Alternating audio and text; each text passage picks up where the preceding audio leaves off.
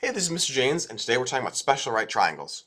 In geometry, there are two right triangles that we're going to be using a lot for finding area, perimeter, volume, and you'll even use them when you get into pre-calculus. And they're called the special right triangles. The two special right triangles are triangles that have degrees 45, 45, and 90 for their angles, and another triangle that has 30, 60, and 90 degrees for its angles. We'll talk about why they're special in a little bit, but let's first take a look at those two triangles. The 45, 45, 90 triangle looks like this. Okay. As you can expect, its degrees are 90, 45, and 45 for the angles. And every single 45, 45, 90 triangle has side lengths that fall into this ratio. X, X, and X square root 2. Okay? What does that mean? Well, let me give you an example of a 45, 45, 90 triangle. Okay? Remember, a 45, 45, 90 triangle has side lengths that fit this ratio. So, for example, you could have a 45, 45, 90 triangle that looked like this, with side lengths of 1, 1, and the square root of 2.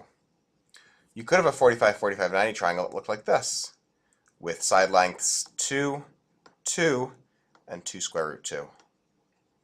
You could have another one with side lengths 5, 5, and 5 square root 2. Do you kind of see the pattern?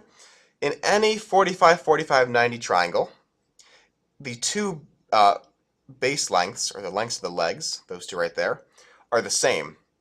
Right, so if this was 7, this other leg would have to be 7. And the length of the hypotenuse is always the length of one of the legs times the square root of 2. So it's like doing 7 times the square root of 2, or 7 square root 2. We have another triangle called a 30, 60, 90 triangle. And a 30, 60, 90 triangle looks like this. It's a little bit longer. As you would expect, it's got its angles of 60 degrees and 30 degrees, okay? And those side lengths work like this. X, 2x, and x root 3. Okay. Now what does that actually look like?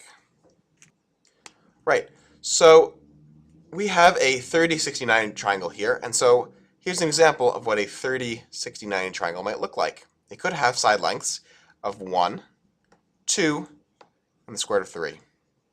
Here's another example. A 30, 60, 90 triangle could have side lengths 2, 4, and 2 square root 3. Here's one last example. A 30, 60, 90 triangle could have side lengths 5, 10, and 5 square root 3. So I think you're starting to see the pattern. If I have any 30, 60, 90 triangle, let's say the shortest side is going to be, 7. 7 right there. The longest side, the hypotenuse, is always twice as long as that shortest side. So if the shortest side is 7, the hypotenuse will be 14. And this medium length leg right here is whatever the shortest leg is times the square root of 3. So in this case, it'll be 7 square root 3. So I think you're starting to see the pattern happen with 30, 60, 90 triangles. Now that we've seen some examples of special right triangles, it's time to try some problems. Instead of going through the notes, I'm actually going to go through our classwork, the first page of our classwork, Tier 1, and try out some of those problems. So if you'd like to, you can pause the video here, take out that classwork, try the first 6 problems, those Tier 1 problems, and then take a look at this video and I'll go through them with you. If you're still a little shaky, try and watch a couple of the problems being done, then try them yourself and come back and see if you can finish the rest. Here we go. Alright, so here is our Tier 1 classwork. And before you do anything, you take a test with this, anytime you're going to use right triangles, special right triangles, excuse me, it's a good idea just to write up the special right triangles up here. So this is my 45, 45, 90 triangle. And the side lengths go x, x, x root 2. And here's my 30, 60, 90 triangle. 30, 60. And the side lengths go x, 2x, x root 3. Okay, that's going to be important for me to have that information up here. There it is. Okay, good. Let's hop right in. Again, pause the video here if you want to try some of them. If not, I'm going to run right through them. So let's take a look at 12. Okay, 12. Well, in 12, one of the legs is 5. Okay? And if we look at our notes up here, both of the legs in a 45, 45, 90 triangle, that's what this is, will be the same. So if this leg is 5, this leg will also be 5. So x is 5. What about y? Well, if we look up at our diagram, to get from the leg to the hypotenuse, we have to multiply by the square root of 2. So 5 times the square root of 2 is 5 root 2, and that's 12. 13 is not too bad either. They give me the shortest side of the triangle is 12. And so if we come up to our diagram for a 30, 60, 90 triangle, okay, how do I get from the shortest side to the hypotenuse? Okay, well, it looks like I'm multiplying by 2. So if the shortest side is 12, the hypotenuse, b, will be 24. Okay, and then how do I get from the shortest side to that kind of medium length side? Well, on our diagram, it looks like I'm going from x to x root 3. I'm multiplying by the square root of 3. Multiplying by the square root of 3. So instead of 12, this will be 12 square root of 3. Good. Good, good. For 14, okay, 14, we don't know what kind of triangle that is because it doesn't give us, any angle measures. But we actually can figure out that this is a 45, 45, 90 triangle because only a 45, 45, 90 triangle is isosceles, right? It's got those two side lengths that are congruent. So we're going to use this first 45, 45, 90 diagram right up here. Okay?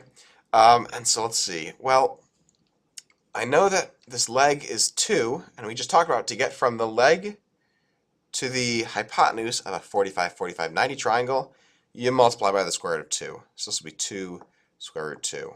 Okay? And that's 12, 13, and 14. If you'd like, these were a little bit easier. The next ones will be a little bit harder, so pause and try those out before you keep going. All right, so let's tackle 15, 16, and 19. That's a bit of a jump right now. Here we go. I'm writing blue for this. So let's take a look at 15. Well, 15 is a square, but let's take a look at this triangle I'm highlighting in yellow first. Okay. So we know that the hypotenuse of this triangle is 8, and we know that this is a 45, 45, 90 triangle. So we're going to be using this first special right triangle. Okay, we need to figure out what C is. Got to go for C. So you might be tempted to write down that it's 8 square root 2, because every time we've done a 45, 45, 90 triangle so far, we just add on a square root of 2. But that's not actually going to happen here. Here's why. When we're going from one of the legs to the hypotenuse, we multiply by the square root of 2. Okay? But the issue is that 8 right here isn't one of the legs, it's already the hypotenuse. So we're going backwards. We're starting with the hypotenuse, and we're going backwards to find one of the legs, C. So we're not going to multiply by the square root of 2, we're going to divide by the square root of 2. So when you're going backwards, you're dividing by the square root of 2. Okay? So C won't be 8 square root 2. C will be 8 divided by the square root of 2. Okay? And if you were to dump that down as your answer, you'd technically be correct. Right? 8 square root of 2 is what C is. One issue here, though. Remember from the last video that we can't have square roots in the denominator. So we've got to rationalize this. So, remember how to rationalize? We multiply the top and the bottom by the square root of 2. And we get 8 square root 2 over 2 times, there we go, the square root of 4. Because remember, we're multiplying the insides together. Okay? And that leads us to 8 square root 2 over 2 if we just simplify that square root of 4. But there's actually one more step that can be simplified there. Remember, if we've got numbers outside the radical in a fraction, we're allowed to simplify those. So 8 over 2, well, that's just 4. And then tack on the square root of 2. So 4 square root 2 is what C is. So C is 4 square root 2. And D, because this is a 45, 45, 90 triangle, ends up being the same thing. 4 square root 2. It'll end up the same thing. Let's try and tackle 16 now. So for 16, what kind of triangle is that? Well, it's a 30, 60, 90 triangle. It gives us 30 and 90, but we can film this as 60 because we know it's going to have to add up to 180. Okay, 30, 60, 90 triangle. And they give us this this hypotenuse here. They don't give us the shorter side like before. Okay. Before we learned that if you're going from the shorter side to the hypotenuse, you're multiplying by 2. But in this case, we're not going from the shorter side to the hypotenuse. We're going from the hypotenuse back to C, to the shorter side. So when you do that, we're going to do the opposite. We're not going to multiply by 2. We're going to divide by 2. We're going to divide by 2 right there. Divide by 2. So 10 divided by 2 is 5. So C is 5. And now that we know C, we can go from C to find out what D is. Remember from the last example, when you're going from the the shortest side to that middle length leg right there, that we're going to do multiply by the square root of 3. So D is 5 square root 3. Nice job. That's it. Let's move on to 19. So for number 19, we have a 30, 60, 90 triangle, just like before. 30, 60, 90. But this time, they don't give us the shortest side. They don't give us the hypotenuse. They gave us that middle length side. This is going to be a little trickier.